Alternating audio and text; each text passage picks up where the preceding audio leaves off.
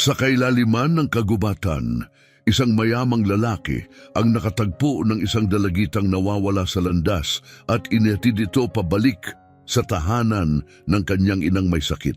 Ngunit pagdating niya sa sariling bahay nang hindi nagpaparamdam, nagulat siya sa kanyang natuklasan. Pagod na si Carlos Soriano habang pauwi mula sa isa na namang nakakapagod na araw ng trabaho. Bilang pinuno ng negosyo ng kanilang pamilya na iniwan ng kanyang ama, ang bigat ng responsibilidad ay lagi niyang pasan. Kahit sa gitna ng pagod, patuloy na gumagana ang kanyang isip, iniisip ang mga susunod na hakbang para sa kumpanya. Kilala si Carlos sa kanyang dedikasyon at profesionalismo sa trabaho, ngunit tahimik at introvert siya sa kanyang personal na buhay. Pagparada niya ng kotse sa garahe ng kanyang malawak na tirahan, malalim siyang bumuntong hininga. Ang kalungkutan ng malaki at tahimik niyang tahanan ay ramdam na ramdam niya. Ang tanging malapit na relasyon niya ay sa kanyang ina na si Lorena na malubha ang kalagayan dahil sa matinding Alzheimer's. Pumasok siya sa bahay habang unti-unting nagdidilim sa labas. "Rowena, nandito na ako," tawag ni Carlos kahit hindi talaga inaasahan na naroon pa ang kasambahay. Madalas ay nakaalis na ito, ngunit sa araw na iyon naroon pa si Rowena at tila may alalahanin. "Mr. Carlos," bati ni Rowena, halatang nais pag-usapan ang kalagayan ng kanyang ina na si Lorena. Naghanda na si Carlos sa sasabihin nito. Alam niyang hindi madali ang balita. "Kumusta siya ngayon?" tanong niya, pinipigilang ipakita ang lungkot sa boses. "Ganun pa rin po, sir, pero ilang beses po niyang binanggit ang pangalan ninyo kanina. Sa tingin ko makakabuti kung makakasama ninyo siya kahit hindi niya maalala pagkatapos," payo ni Rowena. Tumango si Carlos, nakaramdam ng bahagyang pagsisisi sa kakulangan ng oras para sa kanyang ina. "Pupuntahan ko siya ngayon," sagot niya, at dahan-dahang nagtungo sa kwarto ni Lorena. Pagpasok niya, nakita niya ang kanyang ina na nakaupo sa isang silya. Nakatingin sa bintana, tila malayo ang iniisip. "Ma'am, ako ito, si Carlos," sabi niya ng banayad, pilit tinatago ang lungkot sa kanyang boses. Dahan-dahang lumingon si Lorena, bahagyang naguluhan, ngunit sa sandali ay tila kumislap ang pagkilala sa kanyang mga mata. "Carlos," mahina niyang binigkas, ang boses ay payat ngunit puno ng pagmamahal. "Oo, ma'am, ako ito. Kumusta ang pakiramdam mo ngayon?" tanong niya. Hawak ang kamay nito. Bagamat maigsi at paputol-putol ang kanilang pag-uusap, ang mga sandaling iyon ay napakahalaga para kay Carlos. Isang masakit na paalala ng mga mas masayang araw. Paglabas niya ng kwarto ng ina, mas lalong naramdaman ni Carlos ang kalungkutan. Ang malaking bahay ay tila naging isang imbakan na lamang ng mga alaala kaysa isang tahanan ng init at pagmamahal. Umupo siya sa sofa sa kanyang kwarto, pinagnilayan ang kanyang buhay. Sa kabila ng tagumpay sa negosyo, ramdam niya ang malalim na kakulangan ng tunay na koneksyon sa kanyang buhay. Tinanong niya ang sarili kung nakatakda bang maging ganito na lamang ang kanyang buhay, puro trabaho at pag-aalaga sa ina, habang hinahanap ang isang bagay na higit pa, ngunit hindi alam kung paano ito matatagpuan.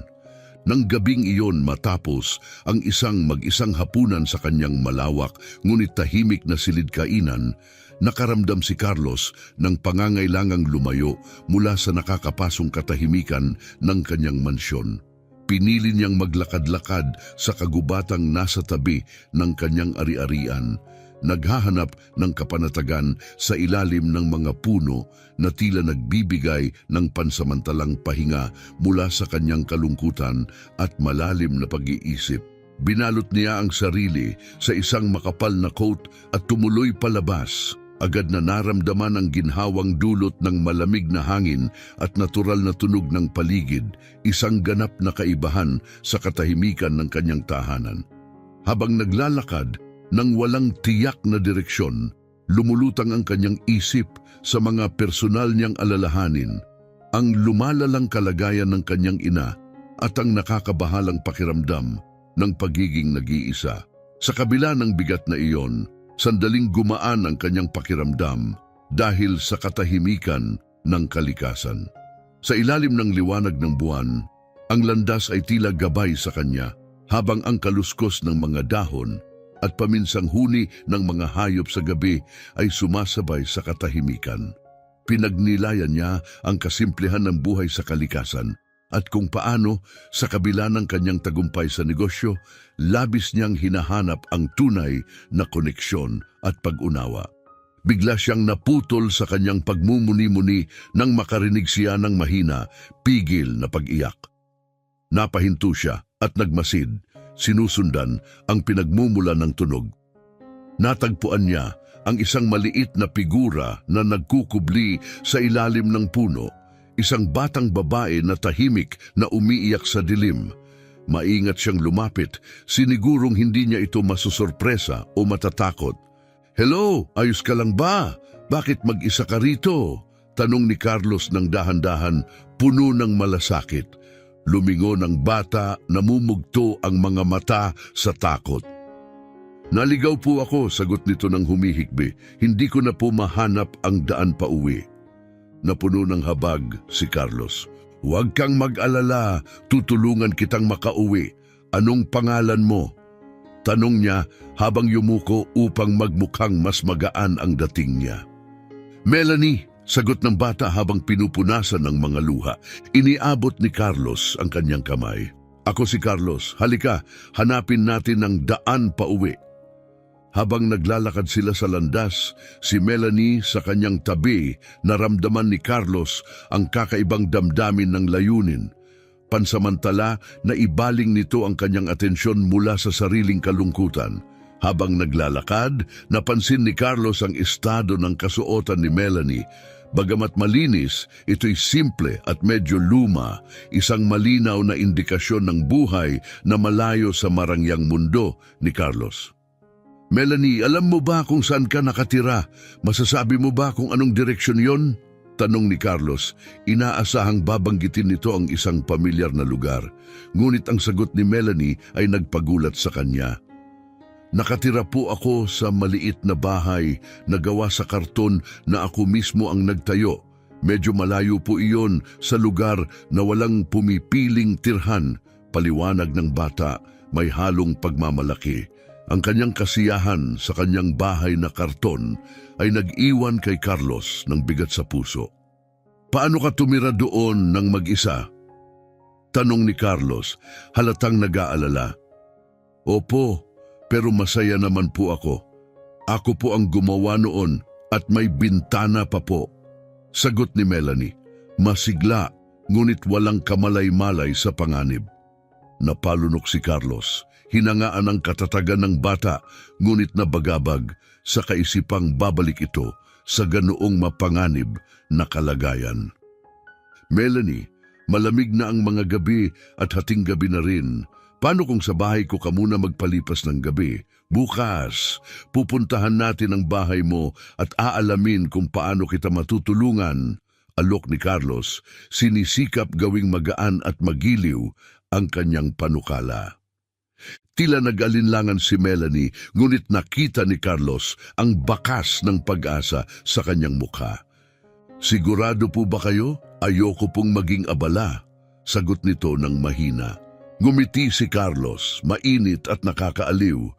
"Siyempre, Melanie, gawin natin itong isang pakikipagsapalaran." Pagdating nila sa mansyon, si Melanie ay namangha. Namulat ang kanyang mga mata at napangiti ng malawak habang sinasabi, "Wow, parang kastilyo po ito sa mga fairy tale." Napangiti rin si Carlos, nabalot ng kakaibang saya sa reaksyon ng bata. Ang ganitong mga sandali ng dalisay na tuwa ay bihira sa kanyang buhay at nagdala ng hindi inaasahang kaligayahan. Pagpasok nila sa maluwang na pintuan ng mansyon, hinarap ni Carlos si Rowena, ang kasambahay, umaasa ng tulong para sa hindi inaasahang bisita. Si Rowena, tulad ng dati, ay mukhang profesional, ngunit halatang nagulat at may halong pag-aalala sa presensya ni Melanie. Mr. Carlos, ano po ito? Sino po itong batang kasama ninyo? Tanong nito, halatang nagtataka. Ipinaliwanag ni Carlos ang nangyari, umaasang makakakuha ng suporta mula kay Rowena. Ngunit ang reaksyon nito ay hindi tulad ng inaasahan. Delikado pong magdala ng estranghero sa bahay, lalo na't bata. Maaaring may sakit siya o magdala ng peligro sa atin. Lalo na po kay Ma'am Lorena, sabi ni Rowena, puno ng pag-aalala. Bahagyang nasaktan at nainis si Carlos sa kakulangan ng tiwala ni Rowena, lalo na't ang hangad niya ay makatulong. Rowena, inaasahan ko na mas maiintindihan mo ang ganitong sitwasyon. Si Melanie ay isang bata na nangangailangan ng tulong. Hindi natin siya maaaring talikuran, sagot ni Carlos, mariin ngunit may halong disiplina.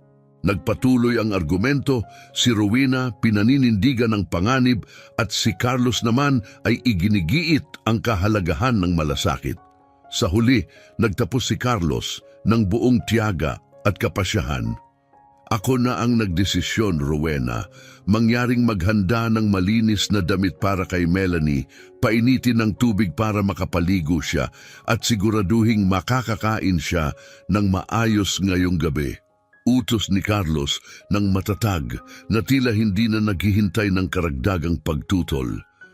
Bagamat halatang hindi masaya, tumango si Rowena ng may pag-aalinlangan. Kung iyon ang nais ninyo, Ginoo, sagot niya na may bahagyang pagtutol. Bihira si Carlos na ipakita ang kanyang autoridad ng direkta, ngunit naramdaman niyang tungkulin niyang tulungan si Melanie. Lumabas ang tagapag-alaga upang sundin ang kanyang utos at iniukol ni Carlos ang pansin niya sa batang babae na nakamasid sa kanilang pag-uusap na may halong pagtataka at paggalang. Lumuhod siya sa tabi nito, nagbigay ng nakaaaliw na ngiti. Huwag kang mag-alala, nasa mabuti kang mga kamay, anya upang maibsan ang mga alalahanin nito. Si Melanie, labis na namangha sa karangyaan ng paligid, ay ngumiti ng may pasasalamat, bakas sa kanyang mukha ang ginhawa. Sa sandaling iyon, tiyak ni Carlos sa kanyang puso na ang pagtulong kay Melanie ang tamang desisyon. Di nagtagal, dinala siya sa isang pansamantalang kwarto na parang isang silid ng prinsesa para sa kanya. Masaya niyang sinubukan ang malambot na kama, hinaplos ang mga unan at siniyasat ang bawat sulok na parang bata na puno ng pagtataka. Parang palasyo ito kumpara sa kahon ko sa bahay, natatawang wika niya habang patuloy na tumatakbo sa paligid ng kwarto, humahanga sa kagandahan nito. Pagkatapos ng nakaka-relax na paligo na nagtanggal ng lamig at pagod ng maghapon, isinuot ni Melanie ang simpleng ngunit komportabling damit na inihanda ni Rowena. Pakiramdam niya ay parang dadalo siya sa isang engranding piging. Umupo siya sa kama, masiglang kinain ang pagkaing dinala sa kanya, kitang-kita ang kasiyahan at pasasalamat sa bawat subo. Nang dumalaw si Carlos upang tingnan siya, nadatnan niyang nakahiga si Melanie sa kama, bakas ang kasiyahan at kasapatan sa kanyang mukha. Ayos ba ang lahat dito? Tanong ni Carlos, habang napapangiti sa mabilis na pagbabago ni Melanie. Opo, napakaganda ng lahat at ang sarap ng pagkain. Maraming salamat po, Ginoong Carlos. Sagot niya na puno ng pasasalamat na siyang nagpalambot pa sa puso ni Carlos. Carlos na lang, suwestyon nito habang umupo sa gilid ng kama. Tumango si Melanie, bahagyang naninibago sa kanyang bagong realidad. Carlos, maaari ba akong magtanong, totoo bang kastilyo ito? Inosenteng tanong ni Melanie, bakas sa kanyang mga mata ang kuryosidad. Napatawa si Carlos, aliw na aliw sa tanong nito. Hindi naman eksaktong kastilyo, pero ito ang aking tahanan at ngayong gabi tahanan mo rin ito. Naramdaman ni Carlos ang kakaibang kasiyahan na maibahagi ang kanyang malawak ngunit madalas na malungkot na tahanan. Paano kung magkwento ako bago ka matulog? Alok niya upang gawing mas espesyal ang gabi nito. Sumilay ang tuwa sa mukha ni Melanie. "Opo, pakiusap!" sigaw niya habang nagtatakip ng kumot. Kumuha si Carlos ng libro sa estante at nagsimulang magbasa sa isang banayad at nakakaaliw na tinig. Habang nagbabasa siya, napuno ng mainit na pakiramdam ang kwarto. Tahimik na nakikinig si Melanie hanggang sa unti-unting bumagsak ang kanyang mga talukap at siya'y nakatulog na may ngiti sa kanyang mukha. Kinabukasan, mahinang ginising si Melanie ng sinag ng araw. Ang kanyang katahimikan ay biglang naputol ng mabilis na ibinuka ni Rowena ang mga kurtina at sinabing oras na upang bumangon. "Bangon na! Oras na para mag-almusal!" madiing sabi ni Rowena na hindi nagbibigay ng puwang para sa pagtutol. Habang inaantok pa, dahan-dahang iminulat ni Melanie ang mga mata at pabulong na nagtanong, umalis na ba siya papuntang trabaho? At hindi na siya babalik hanggang mamaya, maikling sagot ni Rowena, walang dagdag na detalye o pag-alo. Nalungkot si Melanie sa ideya na hindi makita si Carlos at makasalo sa almusal na parang isang bagong pamilya. Ngunit alam niyang walang saysay ang pagtutol kay Rowena kaya't unti-unti siyang bumangon mula sa kama, handang simulan ang araw sa kabila ng kanyang pagkabahala. Umakyat si Melanie mula sa kama, puno pa rin ang kanyang isipan ng kabutihang ipinakita ni Carlos. Pabugso-bugso niyang nilinis ang kanyang ngipin at nagbihis, hindi sanay sa karangyaan at pormalidad ng mansyon. Si Rowena, ang tagapag-alaga ng bahay, ay nakatayo sa gilid ng may hindi maikubling pagkabagot. Handa nang ihatid siya sa almusal, isang ritual na bago para kay Melanie. Habang nakaupo sa hapagkainan, namangha si Melanie sa napakarami at iba't ibang pagkain. Lubos na kakaiba sa kanyang karaniwang simpleng pagkain. Ngunit ang malamig na pakikitungo ni Rowena ay bahagyang nagpatamlay sa kanyang kasiyahan. Sa kanyang karaniwang mahigpit na tono, iniutos ni Rowena, "Dapat kang manatili sa iyong kwarto sa lahat ng oras. Wala akong oras para habulin ng mga bata." Diin niya, binibigyang diin ang kahalagahan ng pagsunod. Tumango si Melanie na parang sumasang-ayon, ngunit sa loob-loob niya, nagplano na siyang maglibot sa mansyon. Ang kanyang pagiging mausisa at likas na pagiging mapangahas ay hindi basta-basta magagapi ng mga patakaran ni Rowena. Pinangarap niya ang mga lihim ng mansyon, ang mga tagong sulok nito, at ang mga kayamanang naghihintay na matuklasan. Pagkatapos ng almusal, habang ibinabalik siya ni Rowena sa kanyang kwarto, nakaramdam si Melanie ng nakapupukaw na halo ng pananabik at kaba sa kanyang planong sumuway sa mga utos. Pagkasara ng pinto ni Rowena, taimtim na nakinig si Melanie sa mga tunog ng bahay na unti-unting nagiging abala. Nang marinig niyang unti-unting nawawala ang yabag ni Rowena sa pasilyo, lumakas ang kanyang loob.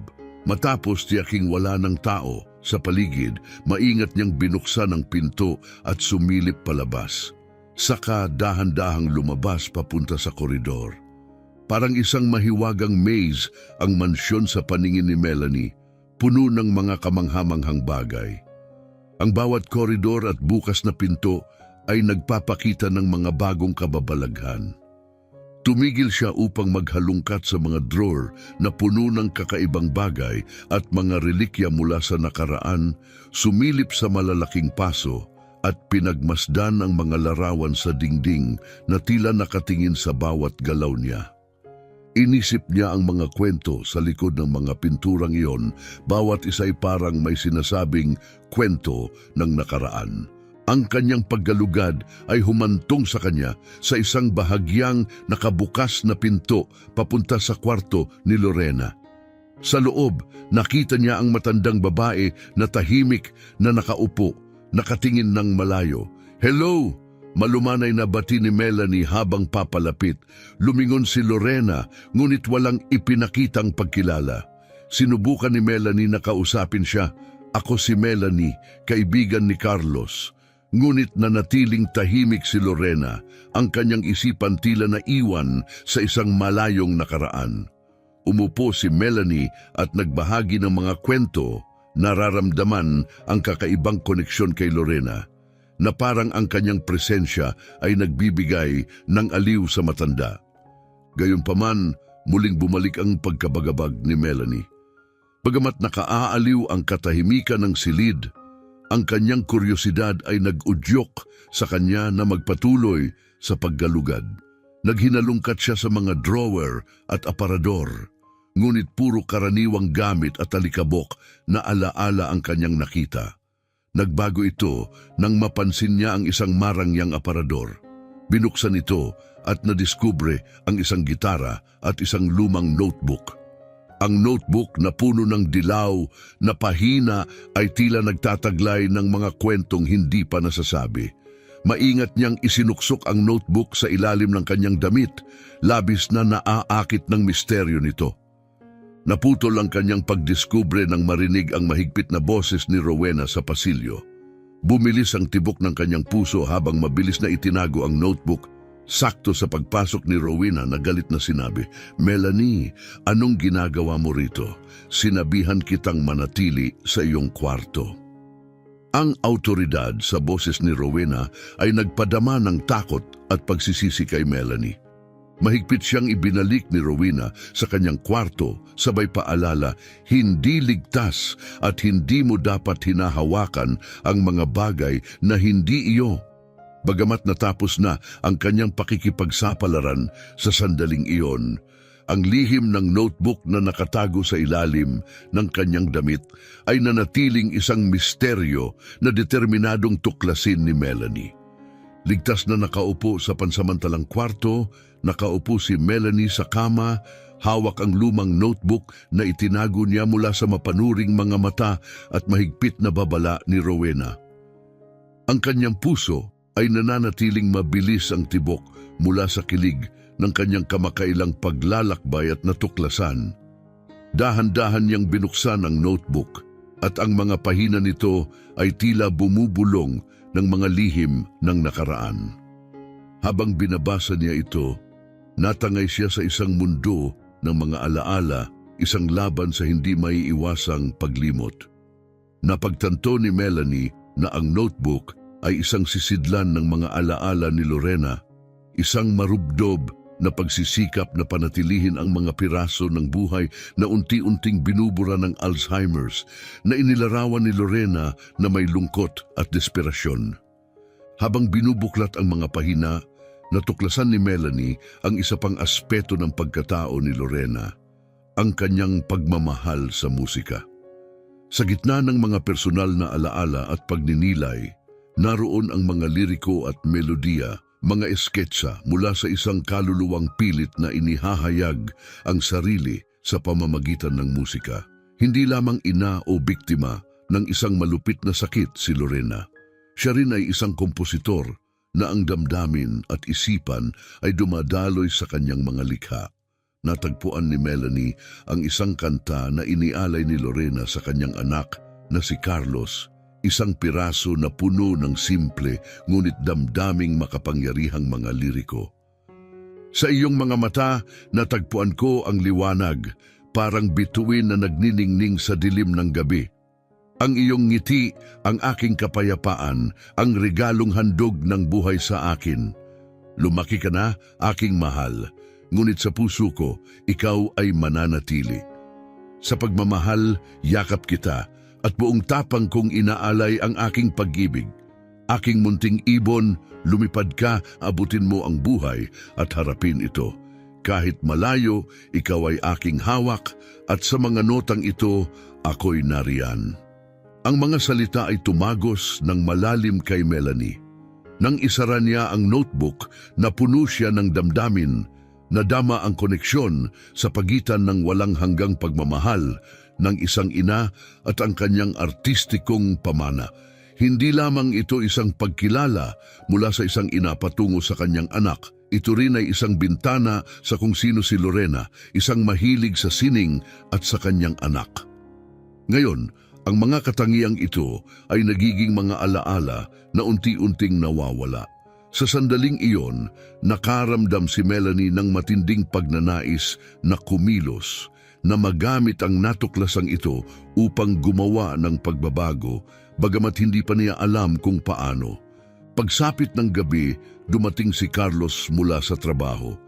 Masaya siya nang makita muli si Melanie at iminungkahi ang isang paglalakad sa kagubatan, hinahanap ang katahimikan na naranasan nila noong nakaraang gabi. Para kay Melanie, ang paglalakad na iyon ay naging perpektong pagkakataon upang talakayin ang natuklasang hindi maalis sa kanyang isipan. Habang naglalakad sila sa ilalim ng mga puno ng kagubatan, maingat niyang binuksan ang usapan. Carlos, kompositor si Ginong Gresa Lorena, hindi ba? Tanong niya, malumanay ang tono.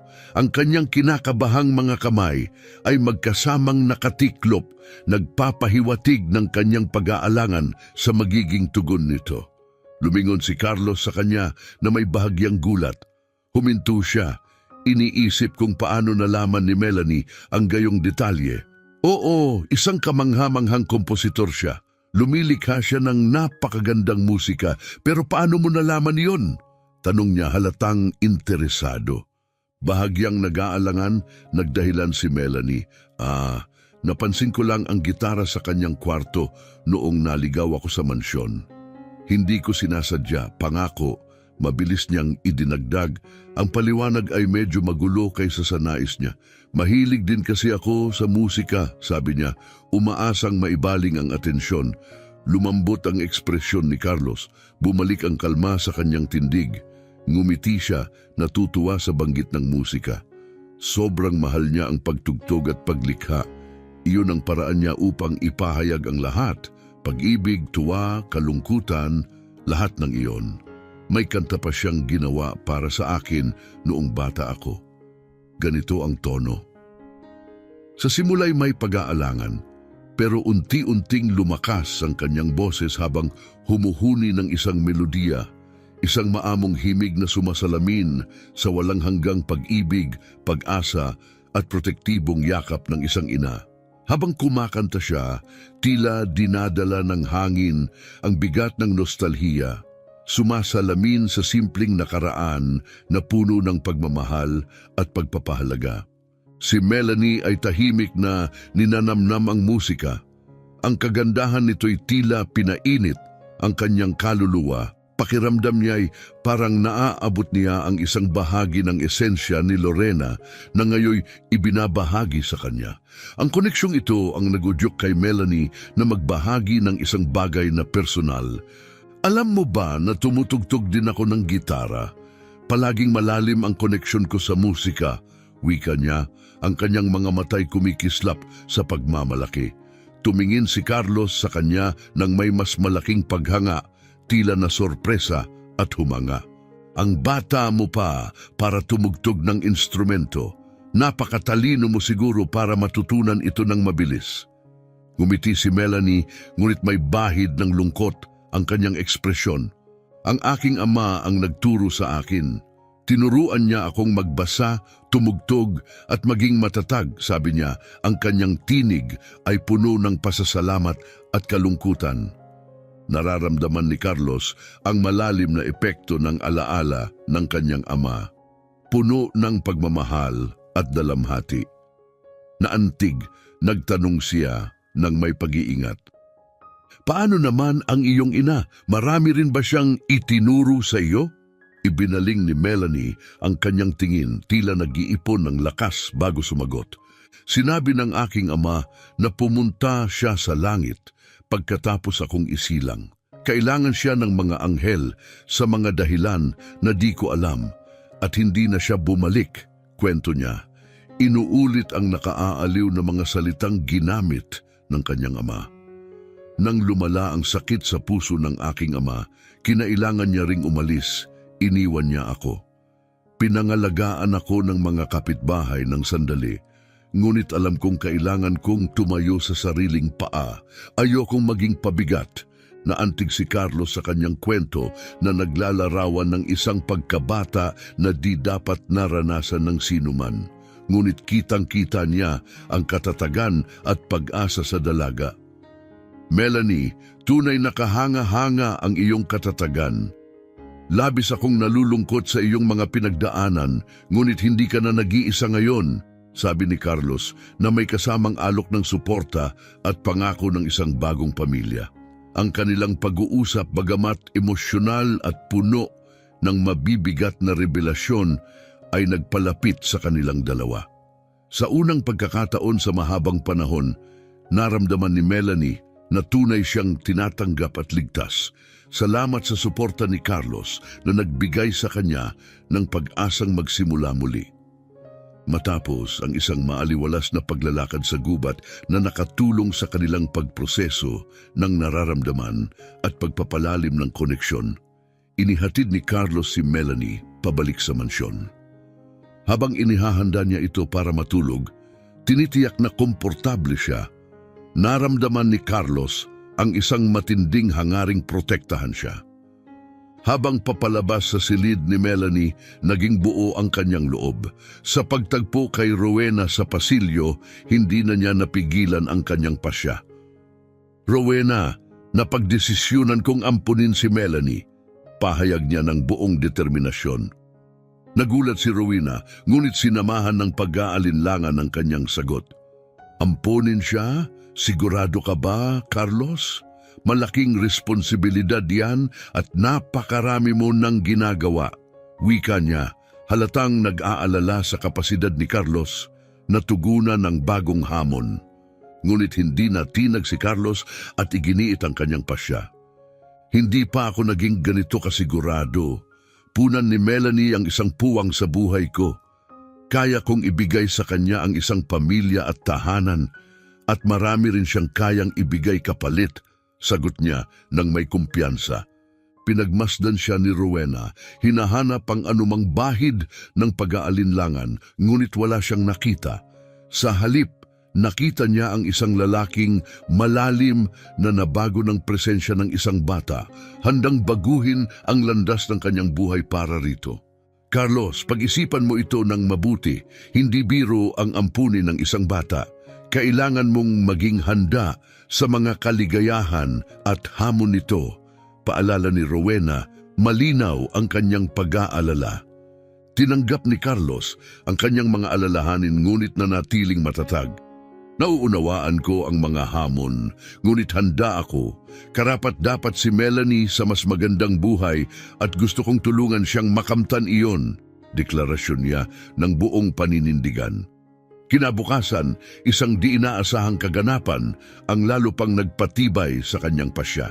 Sa oras ng almusal, sa kabila ng bigat ng kanyang karanasan, naglakas loob si Melanie na magtanong tungkol sa isa pang bagay. Rowena, may paraan ba para matulungan si Mrs. Lorena na mabawi ang kanyang alaala?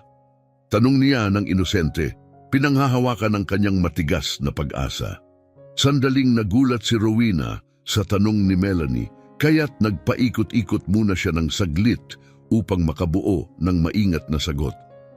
Anak, ang kondisyon ni Ginang Lorena, ang Alzheimer's, ay progresibo at hindi na maaaring magamot. Sa kasamaang palad, wala tayong magagawa upang baguhin iyon. Paliwanag niya, sinubukang maging tapat, ngunit maingat upang hindi magbigay ng maling pag-asa kay Melanie. Tahimik na nilamon ni Melanie ang impormasyon, taglay ang kabigatan na tila lampas sa kanyang edad, ngunit nanatili ang kanyang determinasyon.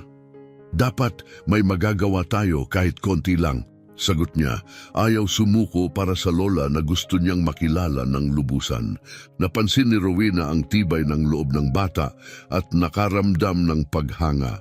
Sinasabi na ang musika at mga pamilyar na alaala ay minsan maaaring makarating sa bahagi ng isipan na akala'y di na mararating.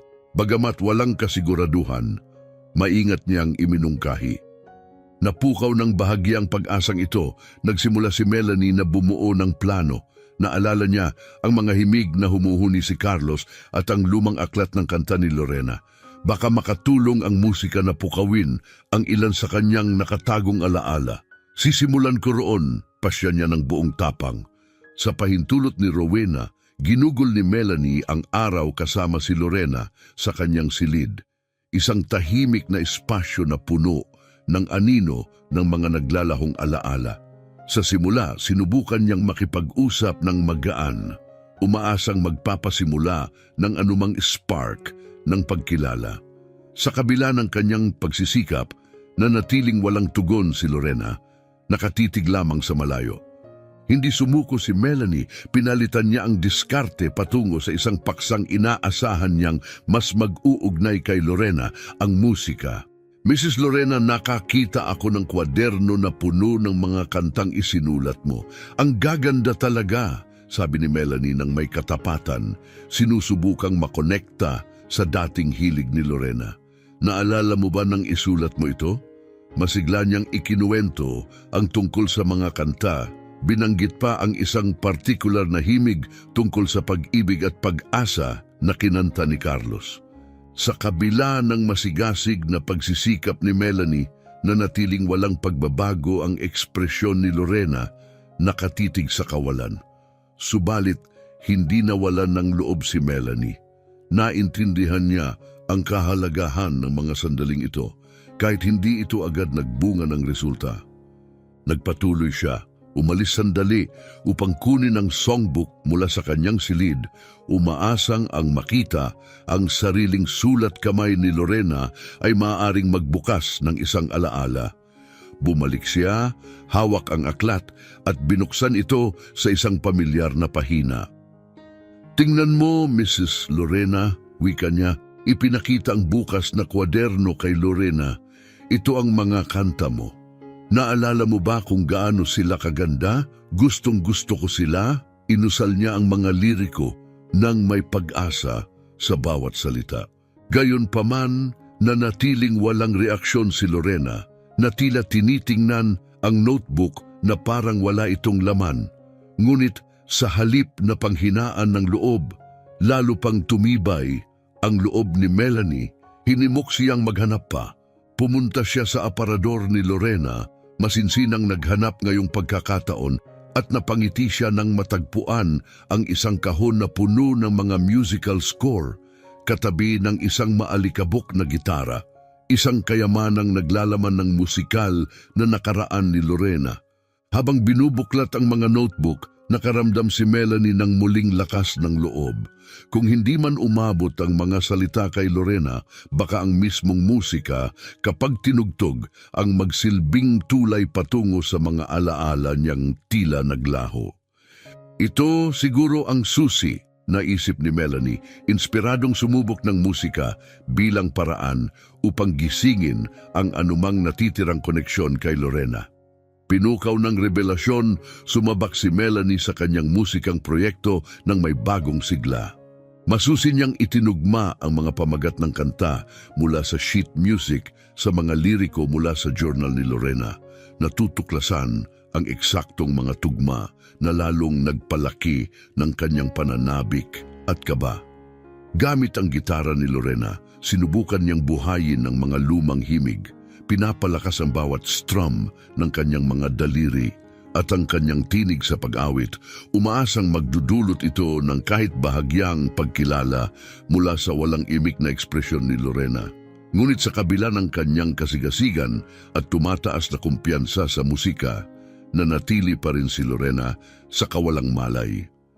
Naisip ni Melanie kung ang kawalan niya ng kaalaman sa mga detalye ng orihinal na mga pagtatanghal ni Lorena ang humahadlang sa kanilang koneksyon.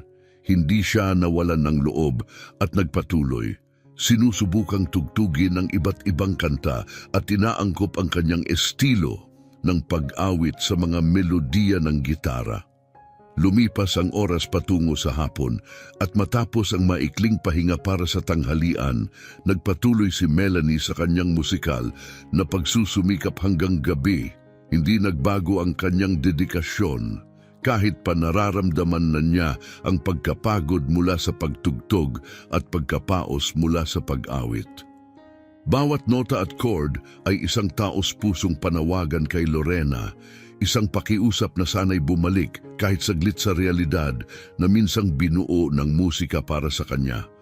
Pagsapit ng gabi, kinailangan ng magpahinga ni Melanie. Masakit na ang kanyang mga daliri at bumibigat na ang pakiramdam dahil sa pagkabigo. Habang nakaupo siya sa sahig, nagmumuni-muni sa pinaghalo niyang pagod at pagkadismaya, bigla siyang nakaisip ng inspirasyon. Ang kantang isinulat ng kanyang ina para kay Carlos na minsang ibinahagi nito sa gubat. Ang kantang ito, puno ng personal na kahulugan at pamilyar na ritmo, ay muling nagbigay sa kanya ng pag-asa.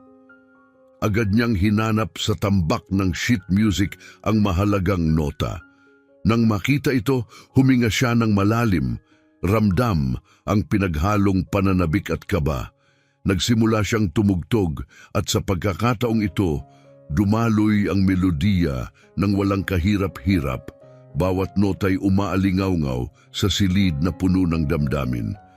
Habang inaawit niya ang pamilyar na berso, isang makikitang pagbabago ang nangyari kay Lorena.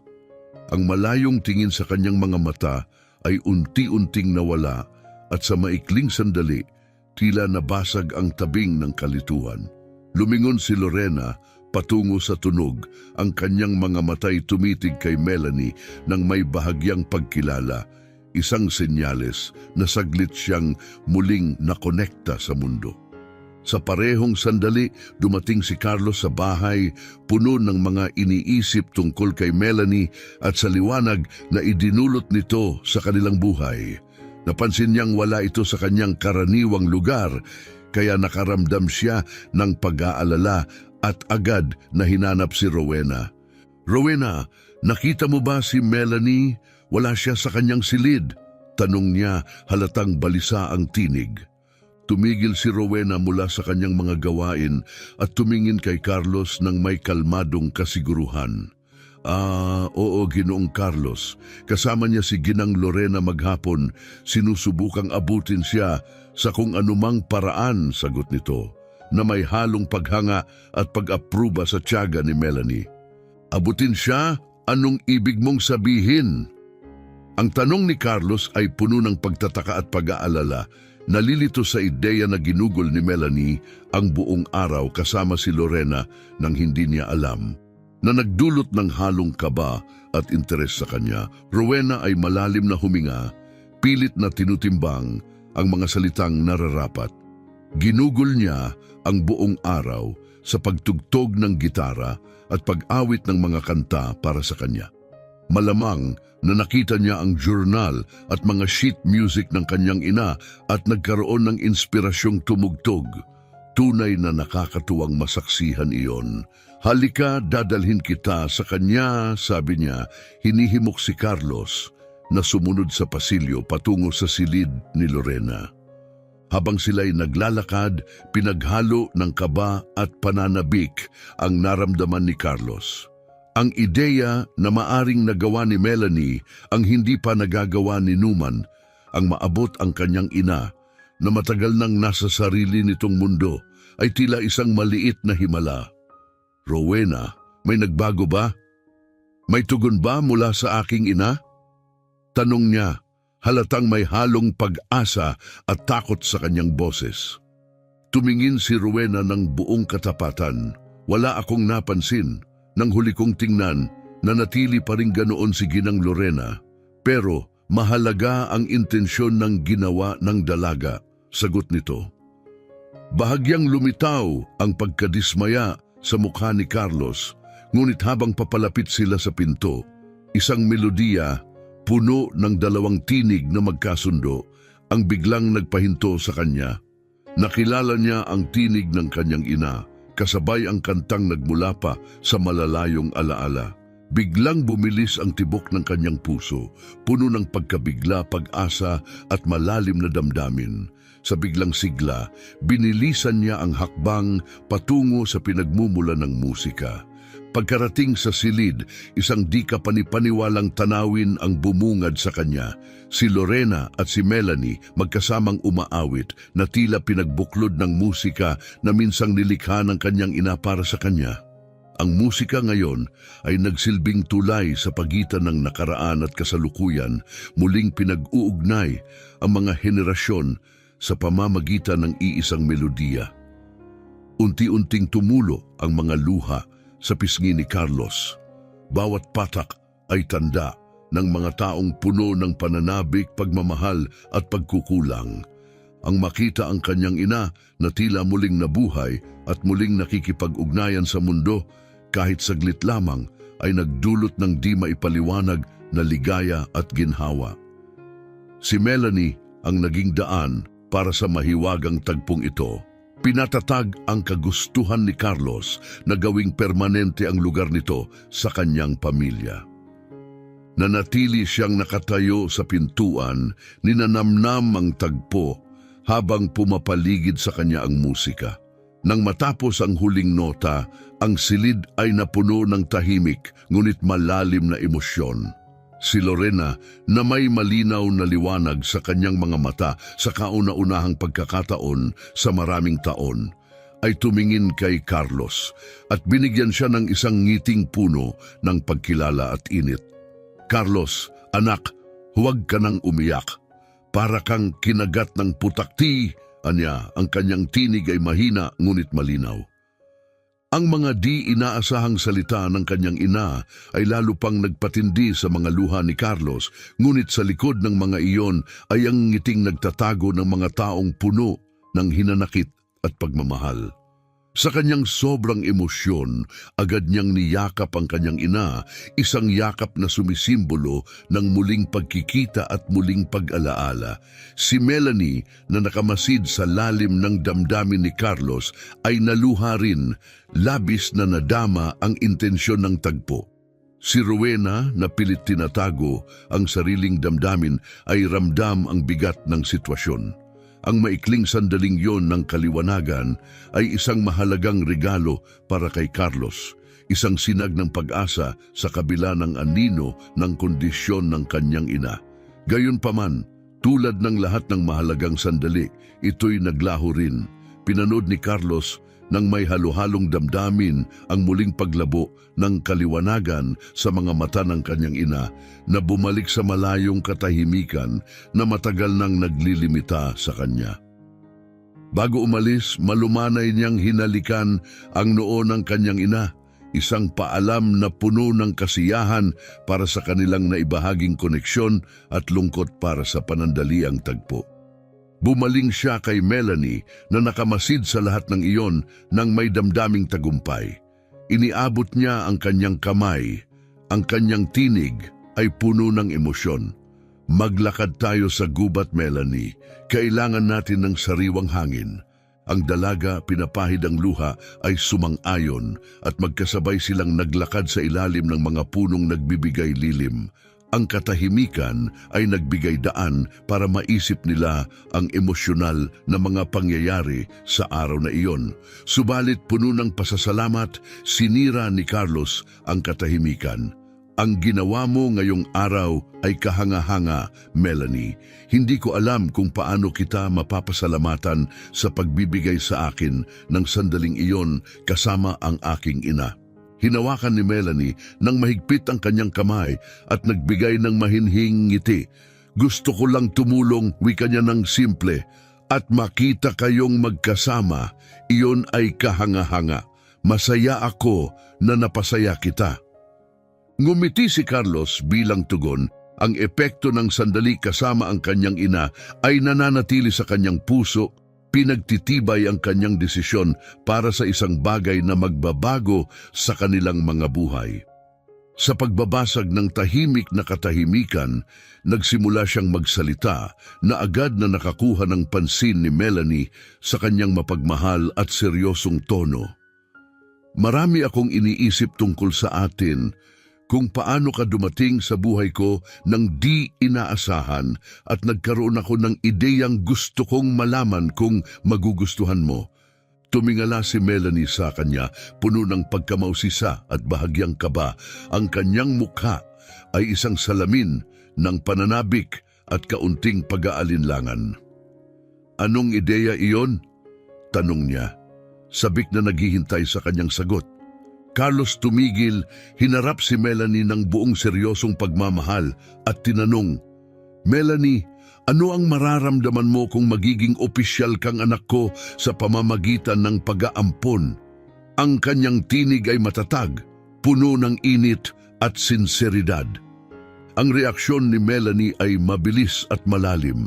Ang kanyang mga matay lumaki sa pagkagulat bago pinalitan ito ng nagliliwanag na kagalakan. "Gusto mo talagang maging bago kong ama?" tanong niya. Punong-puno ng tuwa, ang ngiti mabilis na bumalot sa kanyang mukha. "Oo, talagang gusto ko," sagot ni Carlos. Ang ngiti nito'y sumasalamin sa saya ng dalaga. "Parte ka na ng pamilya ko sa puso ko, ngunit gusto kong gawing opisyal ito para makita ng lahat." Sa gitna ng labis na galak, tumalon si Melanie sa mga bisig ni Carlos at mahigpit siyang niyakap. "Gustong-gusto ko iyon, Carlos, maging prinsesa at manirahan sa kastilyo. Ang saya sigurong magkaroon ulit ng ama," sabi niya. Ang boses ay nanginginig sa damdamin, ngunit puno ng tuwa at pananabik para sa kanilang hinaharap na magkasama. Habang nagpatuloy sila sa kanilang paglalakad sa kagubatan, lumalim ang kanilang ugnayan at kapwa nila naramdaman ang magaan na pag-asa na noon ay tila nawala. Para kay Carlos, ang pag-ampon kay Melanie ay tanda ng kanyang pangako sa isang kinabukasang puno ng pagmamahal at posibilidad. Para naman kay Melanie, ito ang simula ng isang bagong yugto sa isang tunay na tahanan kasama ang pamilyang matagal na niyang pinapangarap mula nang mawala ang kanyang sariling pamilya. Pinagbuklod ng musika, tadhana at ngayon ang pangakong pag-aampon, bumalik sila sa mansyon, handa na para sa panibagong simula. Ang hakbang na ito patungo sa pag-aampon ay mabilis na naisakatuparan dahil sa matibay na determinasyon ni Carlos na sumasalamin sa wastong desisyon ng kanilang pagsasama. Nang ito'y naging opisyal, ang presensya ni Melanie ay nagbigay buhay sa mansyon. Dati tahimik at malungkot, ngayon ay puno ng sigla at kasiyahan. Ang kanyang talino at pananabik na matuto ay nagbigay ng malaking tuwa kay Carlos. At kahit si Rowena ay nakahanap ng panibagong layunin sa pagtulong sa edukasyon at mga paggalugad ni Melanie. Ang mga musikal na sandaling ibinabahagi ni Melanie kay Lorena, bagamat panandalian, ay nagdulot ng ginhawa at ligaya sa lahat. Ang mga bihirang sandali ng kaliwanagan ni Lorena ay nakatulong upang maibsan ang pait ng kanyang sakit. Para kay Carlos, ang mga tagpong ito ay mga mahalagang paalala na sa kabila ng distansyang likha ng Alzheimer's, ang pagmamahal ay nananatiling di nasisira. Ang buhay sa mansyon ay hindi na napuno ng kalungkutan, kundi ng mga araw na hitik sa pag-aaral, musika, tawanan at tahimik na pasasalamat. Sina Carlos, Melanie, Rowena at kahit si Lorena sa kanyang mga mas malinaw na sandali ay naging isang pamilya na hindi lang pinagbuklod ng dugo kundi pati ng puso. Ang kanilang kwento ay patunay sa mga di inaasahang paraan ng pagbuo ng pamilya at sa walang hanggang kapangyarihan ng pagmamahal at katatagan. Ang pag-aampon kay Melanie ay hindi lang nagligtas sa kanya. Ito rin ang nagbigay buhay sa lahat. Pinatutunayan na sa kabila ng mga hamon, ang kasiyahan, pagmamahal at pakiramdam ng pagkakabilang ay maaaring umusbong. Sa ngayon ay masiglang tahanang ito, bawat araw ay naging pagdiriwang ng buhay, isang pagpapatunay ng lakas na natatagpuan sa pagmamahal at sa kagandahan ng pagbuo ng pamilya. Kung ang kwentong ito ay nakapagbigay inspirasyon sa iyo, inaanyayahan ka naming i-like ang video na ito at mag-subscribe sa aming channel. Ang iyong suporta ay nag-uudyok sa amin na patuloy na magbahagi ng mga kakaibang kwento ng regular. Sumama ka sa amin upang hindi mo makaligtaan ang susunod na kamangha-manghang kwento na aming matutuklasan. Maraming salamat sa iyong suporta at inaasahan naming makita ka ulit sa susunod.